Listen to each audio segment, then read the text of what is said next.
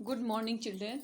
आपकी हिंदी कक्षा में आपका स्वागत है। जैसा कि मैं बता चुकी थी कि मैं धूल पढ़ा रही हूँ, चैप्टर 1 रामविलास शर्मा द्वारा रचित, जो एक तरह से इसको लेख बोलेंगे, ये कोई स्टोरी नहीं है। धूल के बारे में उन्होंने क्रिटिसाइज किया, जिसको आलोचना बोलते हैं। आलोचना का मतलब होता है, जरूरी नहीं खराब आलोचना, आलोचना का मतलब अच्छा बुरा दोनों, माने जिसके बारे में अच्छा बुरा दोनों लिखा जाए वही आलोचना होता है। तो क्योंकि मैंने 2 दिन से तो मैं चैप्टर पढ़ा चुकी थी, लेकिन आज फिर से मैं चैप्टर को शुरू से पढ़ा रही हूँ। कुछ बच्चे मिस किए हैं तो उनको लगता है कि फिर से, क्योंकि ये चैप्टर ये बुक में नहीं दिया हुआ है, तो मैम फिर से पढ़ाइए, तो मैं इसको फिर से पढ़ा रही हूँ। पहले पढ़ा दूँ। उन्नाव जिला के उच्च गांव सानी में जन्मे डॉक्टर रामविलास शर्मा लखनऊ विश्वविद्यालय से अंग्रेजी में एमए किए। पीएचडी की उपाधि सन 1938 में 1938 से वो अध्यापन मतलब पढ़ाने लगे। 1943 से 1974 तक अपने बलवंतपुर राजपूत कॉलेज आगरा में इंग्लिश डिपार्टमेंट में काम किया और इंग्लिश डिपार्टमेंट के ही एचओडी रहे।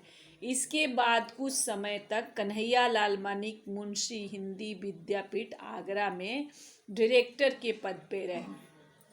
इनकी साहित्य जीवन का आरंभ 1934 से होता है, जब वो सूर्यकांत त्रिपाठी, मैंने सबसे पहले साहित्य जो लिखना शुरू किया 1934 में। सूर्यकांत त्रिपाठी निराला के संपर्क में आए। उन्होंने प्रथम मैंने क्रिटिसिज्म जो लेख लिखा, निराला जी की कविता पर लिखा, जो चांद वो एक पत्रिका आती थी उसमें उनका प्रकाशित हुआ। इसके बाद निरंतर लगातार सृजन मैंने लिखने की और उन्मुख मैंने उसके तरफ उनका रुख हो गया, वो चले गए। उसके बाद डॉक्टर रामविलास शर्मा आचार्य रामचंद्र शुक्ल के बाद ही एक क्रिटिसाइज करने वाले लेखक के रूप में स्थापित हो गए। भाषा, साहित्य और समाज को एक साथ रखकर, मैंने साहित्य को भी समाज को भी एक साथ रखकर उसका मूल्यांकन करते हैं। उनकी आलोचना प्रक्रिया में केवल साहित्य नहीं बल्कि समाज, अर्थ, माने जो क्रिटिसिज्म करते हैं केवल लिटरेचर में नहीं करते हैं, उसमें सोसाइटी भी होता है, आर्थिक स्थिति भी होता है, राजनीति, इतिहास को लेकर भी करते हैं। अन्य आलोचकों की तरह उन्होंने किसी रचनाकार का मूल्यांकन केवल लेखकीय, माने दूसरे आलोचक क्या है, कोई भी राइटर के बारे में लिखते हैं तो उनके लेखन के ऊपर लिखते हैं, लेकिन उनको रचनाकार ने उस राइटिंग में कितना न्याय किया है, नहीं करना चाहिए, वो सब पे करते। ये चैप्टर जो है धूल, ये जो है ना, ये चैप्टर धूल जो है ना, कई मुहावरों, कई लोकोक्तियों, कई देश के वातावरण शब्दों को लेकर उन्होंने धूल की महिमा, धूल के महत्व, धूल की उपयोगिता का इन्होंने वर्णन किया है। अपनी वो जब यंग एज में थे, अपने एडोलसेंट पीरियड में थे, तो पहलवानी के बहुत शौकीन थे और इसी पाठ के बहाने उन्होंने पाठक को, हम लोगों को अखाड़ों की तरफ, गांव और शहरों के जीवन जगत के बारे में बताते हैं। साथ ही वो धूल के नन्हे कणों का वर्णन करते हैं और देश प्रेम, माने हमारे देश से प्रेम करना का मतलब क्या है, देश की मिट्टी से प्रेम करना। तो इस धूल के माध्यम से देश प्रेम का पाठ पढ़ाते हैं और इस पाठ को पढ़कर लेखक धूल को, महत्व को समझ पाएगा। अब मैं पढ़ाती हूँ। हिंदी कविता की सबसे सुंदर पंक्तियों में से यह है, जिसके कारण धूली भरे हीरे खलाए। धूली भरे हीरे, यहाँ हीरे किसको कहा गया है, बच्चों को कहा गया है। बच्चे क्या है, धूल से भरे हुए बच्चे जो हैं वो हीरे के समान होते हैं। उनकी तुलना, उनका कंपेयर धूल भरे हीरे से किया है। मैंने धूल भरे हीरे, बच्चे जो धूल से लिपटे हुए हीरे जैसे होते हैं। तो हिंदी कविता की सुंदर पंक्ति है कि जिसके कारण धूली भरे, माने जिसके कारण धूल से भरा हुआ बच्चा हीरे के समान कहलाता है। हीरे के प्रेमी, हीरे से जो प्रेम करता है वो कैसा हीरा पसंद करता है, उनको लगता है हीरा साफ सुथरा होना चाहिए, नक्काशी किया होना चाहिए, खरादा हुआ, माने सुडौल चिकना बनाया हुआ, आँखों में चकाचौंध, मैंने आँख को चौंधियाता हुआ आप देखना पसंद करता है, जो लोग हीरे की प्रेमी होता है। लेकिन हीरे से भी कीमती, मैंने हीरा तो हम है खरीद के अलमीरा में रख लिए, हीरा है तो खरीद के हम अच्छे से सजा के रख लिए, तो हीरे से कीमती जिस नैन तारे, धूली भरे हीरे की बात करिए, नैन तारे माने आँखों के तारे, जो हमारे आंखों के तारे कौन होते हैं? हमारे बच्चे होते हैं। तो हीरे हीरे से भी कीमती उन बच्चों का जिक्र चर्चा इस पंक्ति में किया गया है। वो बच्चे कैसे अच्छे लगते हैं? धूली से भरे हुए अच्छे लगते हैं, धूल में खेलते हुए बच्चे अच्छे लगते हैं।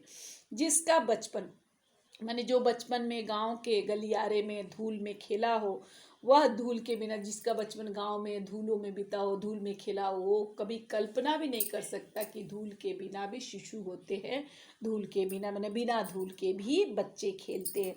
फूल के ऊपर, फूल जो खिला हुआ रहता है उसके ऊपर जो धूल आता है, धूल रेणु, उसका श्रृंगार, वो देखने में फूल और सुंदर लगता है। फूल के ऊपर धूल जो उड़ के पड़ती है, वो धूल उसकी सुंदरता को और बढ़ा देता है, वो सजावट।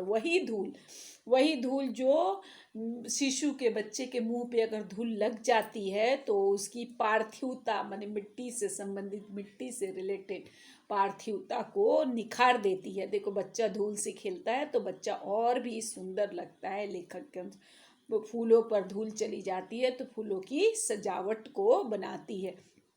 अभिजात वर्ग, अभिजात माने कुलीन, कुलीन मतलब हाई सोसाइटी, जितने बड़े बड़े सोसाइटी में प्रसाधन सामग्री माने श्रृंगार की सामग्री, बड़े बड़े आविष्कार उन्होंने किया।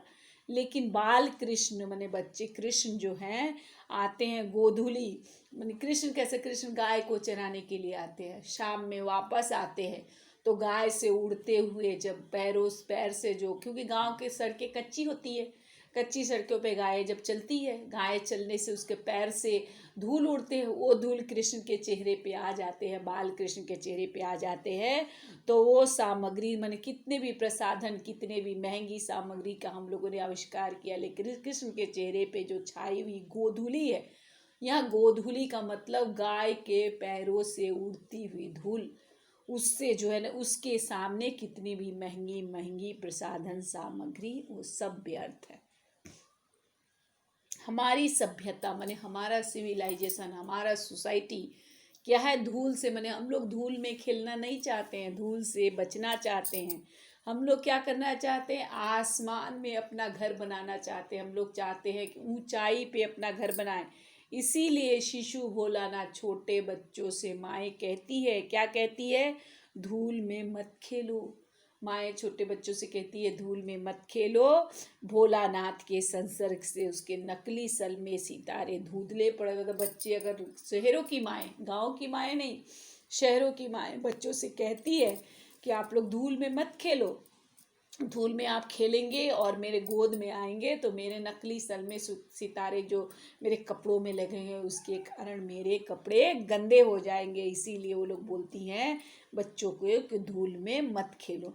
जिसने लिखा, किसी ने लिखा है, किसी लेखक ने लिखा है कि धन्य धन्य वे हैं नर मैले जो करत गात कनिया लगाए धूरी ऐसे लरिकान की।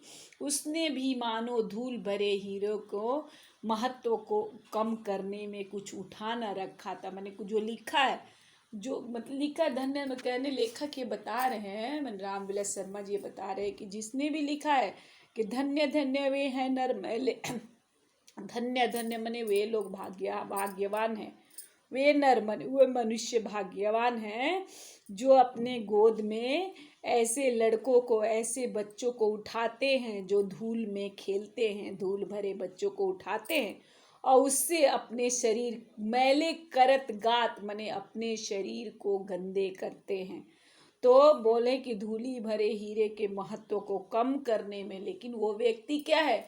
बोले यहाँ तो विरोधाभास नजर आता है। एक जगह भाग्यशाली बोलता है, जो लोग धूल में खेलने वाले बच्चे को उठाते हैं वो भाग्यशाली हैं, लेकिन दूसरी तरफ वो क्या कह रहा है कि वो धूल में खेलने वाले बच्चे से अपने शरीर को गंदे करते हैं।